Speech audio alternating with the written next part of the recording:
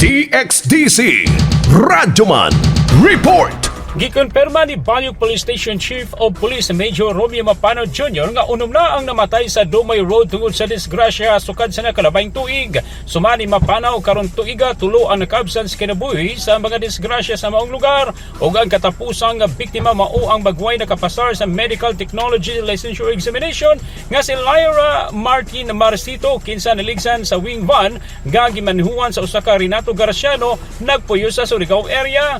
Mato ni Mapanaw mitabok agi sa pedestrian ang biktima diha na bagaan kini og na-drug og napulo ka metros ang biktima human giingong napasok sa ilawom sa wing van ang dalaga. Gipamugos ni Renato nga wala niya makita ang paglabang sa biktima sangit ngit-ngit ang lugar og uwan usab hinungdan wala makita niini ang biktima kinsa nagtrabaho sa Davao Doctor sa Duboy paingon pa uli na unta kini dihang natigayon ng disgrasya.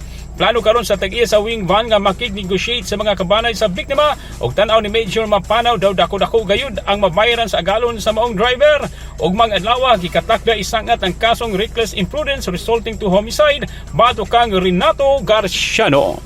Gikan sa Balyog PNP kasama mo sa balita og serbisyo publiko reaching millions nationwide and worldwide for 70 years. Radyoman Joel Viray, Tatak RMN. Tatak RMN.